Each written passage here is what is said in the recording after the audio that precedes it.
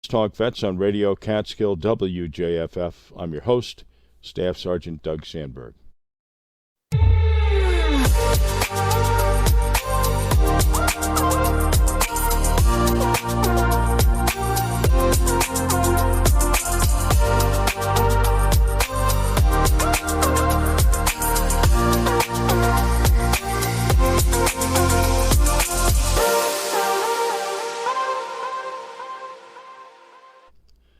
Tommy Zurhellen is a U.S. Navy vet, an associate professor of English at Marist College.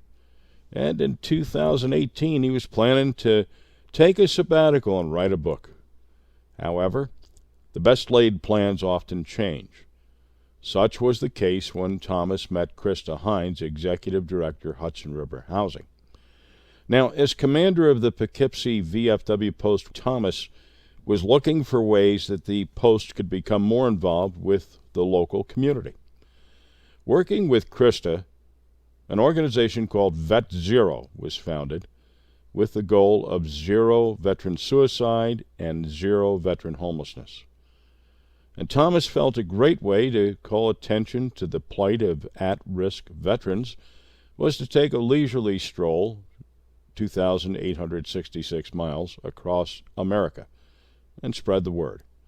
So, in April of 2019, the trek began, and Thomas wrote a book, albeit probably not the one he planned. Good morning, folks. Good morning. Good morning, Doug. How are you? I don't know. Okay, Thomas, let's start with your service.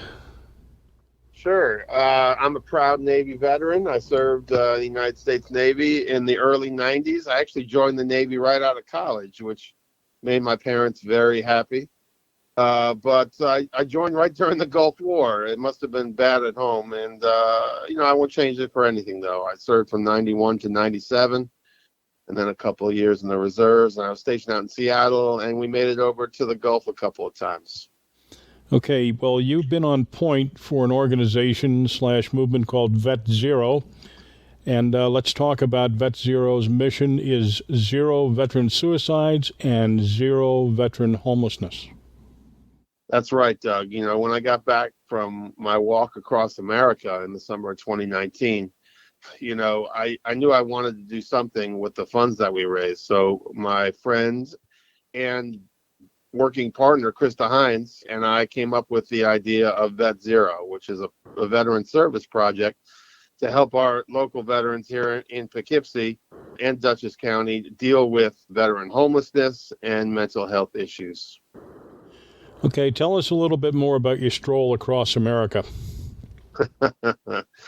Well, I still can't walk upstairs, Doug, and that was, 2 years ago? But yeah, I just got so frustrated. I had become the commander of the local VFW here in Poughkeepsie in 2018, and I would get about a call a day from veterans and veteran organizations asking for help, and we just didn't have the resources to help everybody at the VFW, and I got really frustrated. And I'm also a professor of English here at Marist College, and I had a sabbatical coming up, so instead of writing another novel, I knew I wanted to do something big to bring awareness to these challenges for our veterans. So I can't sing or dance. So I chose to walk across the country. I started in Portland, Oregon in April 2019, and somehow, armed only at the start anyway, with a mail bag and some good intentions, I made it all the way back home to Poughkeepsie, New York, 2,866 miles later. So based on that, you wrote a book called The Low Road. I guess that is a chronicle of your trip?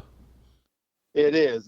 So it's a memoir about the walk, but it turns out I'm not really the hero of the book at all. The heroes are all the amazing veterans that I meet along the way and sharing their stories. The more veterans I met on that walk, Doug, the more I realized their stories were different, but they were all the same too. There's a lot of forgotten veterans out there.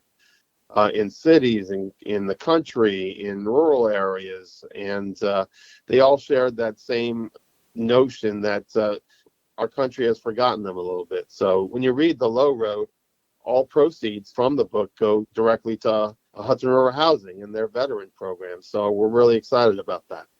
Was there ever a point where you wanted to quit? Well, you definitely want to read the book. Day 2, I couldn't get out of bed. I was in a motel in Sandy, Oregon. I literally couldn't move my legs, so I had to crawl to the bathroom to go to the bathroom, and that was a harrowing chapter. But pretty much every day. But the one instance that turned it around for me was day 8. I met a Vietnam veteran on the road, and it really changed things for me, because up until then, on day 8, I really didn't know why I was out there. But after talking with this Vietnam veteran, I had a much clearer sense. It wasn't about me. It wasn't about walking across the country. It was about sharing the stories of our veterans and, getting their voice out there. Sounds like there could be a movie, or at least a Sunday afternoon feature in the offing, huh? Yep, Christa and I have always thought who's going to play us in the movie. So who would play you, Thomas? I'm gonna go with Vince Vaughn. He's tall. We're about the same age. He's a little skinnier than me, maybe a little less good looking, but I think he would be perfect. Sounds like a good choice. Okay, so VetZero was organized under the umbrella, if I can use that term, of Hudson River Housing, and that's where you come in, Christa. So let's talk a little bit more about Hudson River Housing and the services that you provide to area residents. Let's walk us through the programs, starting with your very extensive homeless outreach and services. Sure. It's great to be here, Doug, and thanks for having me. As you said, I'm Christa Hines. I'm the executive director of Hudson River Housing, and we've been around we're about to celebrate our 40th year, and our roots all started way back when with the mission of addressing homelessness, and that remains very much a core of what we do. We're more about just dealing with a crisis situation and addressing that. We really believe in breaking the cycle of homelessness and wealth building and improving lives, and that's ultimately why we do what we do. And so we've developed a lot of housing over the years and programs that really provide opportunities and, again, are aimed at really helping people get out of the crisis situation that they're in. But we're very proud to be the provider of the only overnight emergency shelter in Dutchess County. Our services are based in the city of Poughkeepsie, but we do serve all of Dutchess County, and the shelter has been really a core program of ours. When the pandemic first hit, we really expanded the shelter so that we could safely accommodate everyone. Right now, we can serve up to about 150 people every night, and we're doing that. We're seeing about 100 or so people on a nightly basis. And the shelter that I'm speaking of is called Webster House. This is specifically for adults, single adults that are experiencing homelessness. We do have other programs for families as well, and we really serve everyone. We have services for youth. We have a youth shelter for young people that are experiencing issues at home that may need a respite from a difficult family situation, so they can come and stay with us in our shelter and meet with our care managers, who will try to connect them back to their family or find another more appropriate living situation. And again, we serve everyone. We all the way through to seniors. We have a lot of senior housing. And obviously the topic today is really to focus on our work with veterans. We're very committed to serving veterans. We have a dedicated program for veterans that are experiencing homelessness. It's called Liberty Station.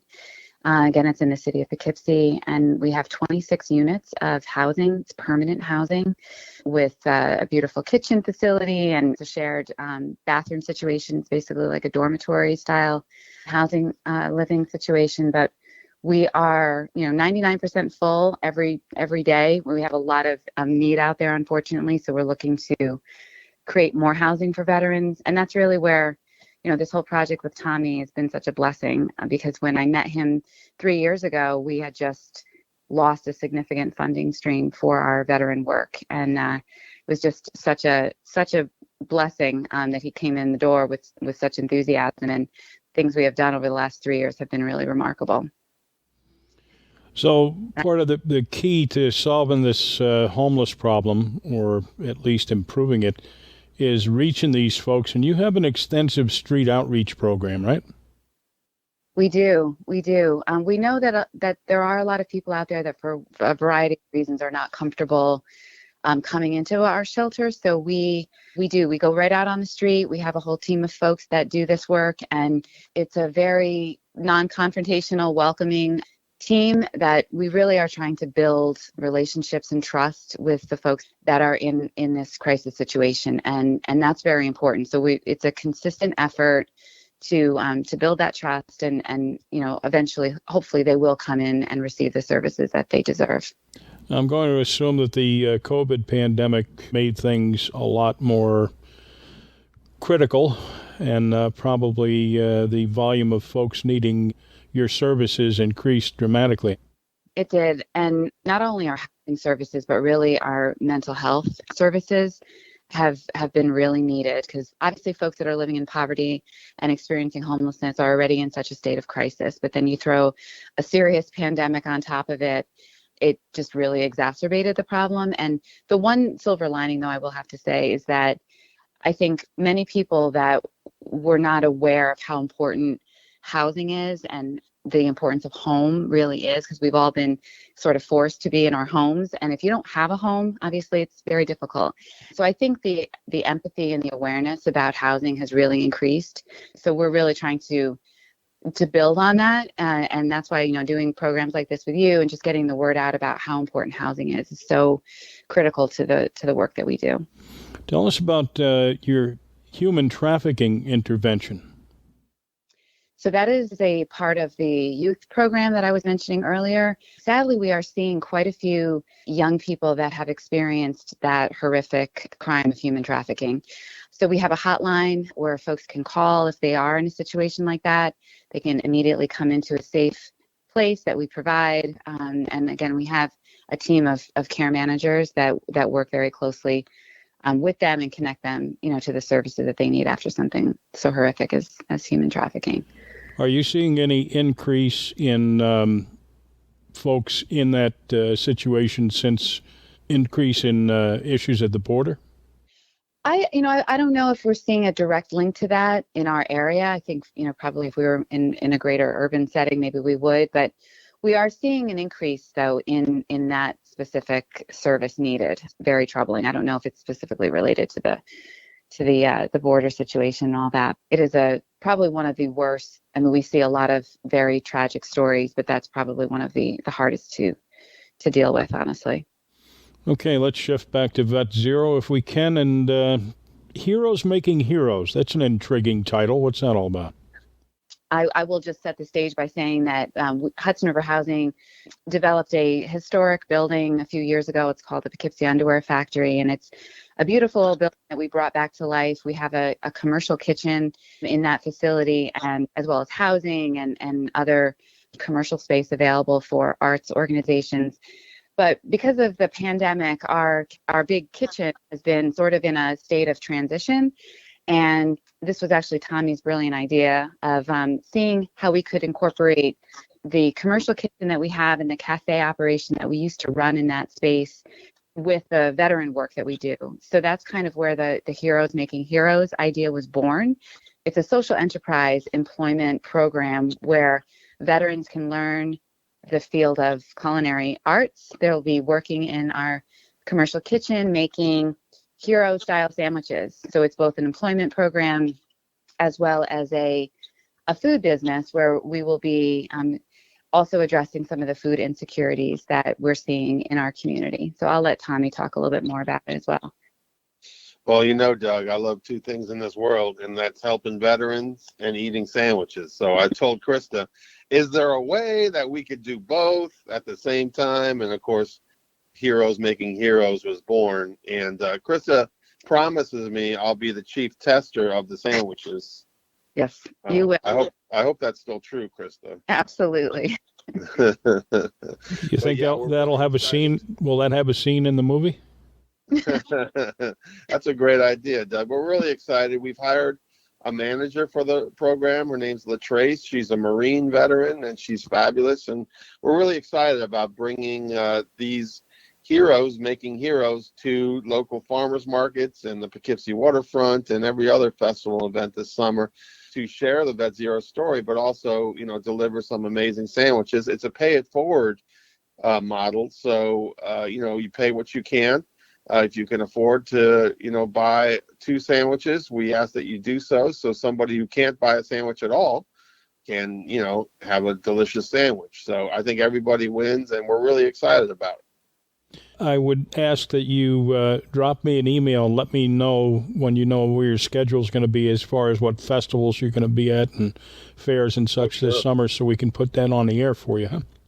Yep, we're working on that summer schedule, and we're going to be out all over the Hudson Valley this summer. Good, because I get hungry as well. So, what about the ride program? Yeah, so when we finished the walk, Christa and I came up with the VetZero Heroes ride, which is basically transportation for veterans to their vital appointments, like the doctor or pharmacy or even the grocery store.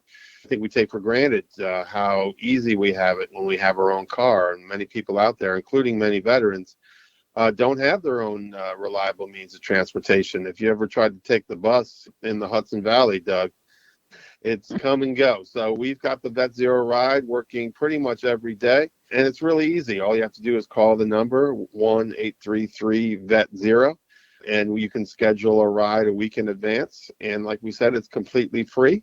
And we've been taking people for their appointments now since November 2019. Is that right, Christa? Yeah, and we've done, I think we're close to like 700-800 rides. It's just, wow. I think just this month we had 80 requests for rides. So what area does that serve? All of Dutchess. We even do outside of Dutchess. So really, just call us, and we will do everything we can to make it happen. Okay, and I have to imagine that you folks have relationships with other agencies, so that if somebody comes to you with a problem that you can't handle, you can do a warm handoff to somebody that you know can. I'm so glad you brought that up, honestly, Doug, because we have tremendous relationships with lots of organizations, and the one that really stands out right now to me is Mental Health of America. We not only do we partner with them on their vet to vet program and working with veterans, we partnered up with them when the pandemic hit, and because we were always running the overnight shelter for Dutchess County, they were running a daytime program for people experiencing homelessness. So we came together, and now we are providing services 24/7 in the same location, which just makes it so much easier for people. They don't have to leave our shelter and go to their shelter during the day, and the transportation and all that was crazy. So we're so thankful to them and to our many other partners. I could go on and on for hours to talk about that. Okay, how can we support Hudson Valley Housing /VetZero? Please go to our website, www.hudsonriverhousing.org. There's lots of ways people can get involved. We have volunteer opportunities. Obviously, donations are always welcome and put to tremendous good use. I will mention the shelter runs on 100% volunteer meals. So we have 100 people staying in our shelter every single night. And every single night we have a group that will bring a hot meal to those folks. And this has been going on for 40 years. It's a tremendous service that the community provides. That is a huge need for us. So if anyone listening is willing to get with their friends and family, make a meal, bring it down to the shelter, we would be so appreciative of that. Tommy, where can we buy the Low Road? Really easy. The same website, Doug. Just go to www.hudsonriverhousing.org, and then when you go there, you'll see the VetZero link. Click on that, and you're on your way. Now, the book is, as we said, all proceeds go to these VetZero programs we've been talking about, and the price of the book is very special, too. It's $22, and again, that recognizes that sobering statistic of 22 veteran suicides every day. So the book itself is going to help folks, but when you buy the book, you're not really buying a book, you're helping veterans. Well, I have one final question for you, Tom.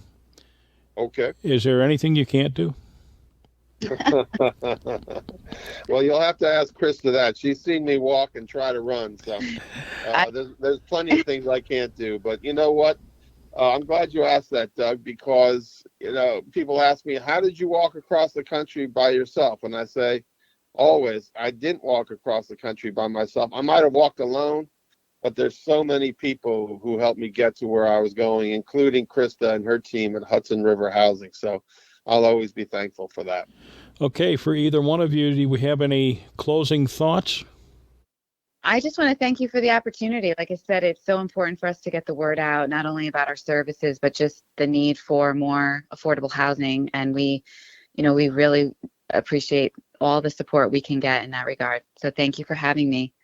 Yep. And if you want to find out more about what we do at VetZero or Hudson River Housing, just check us out at hudsonriverhousing.org.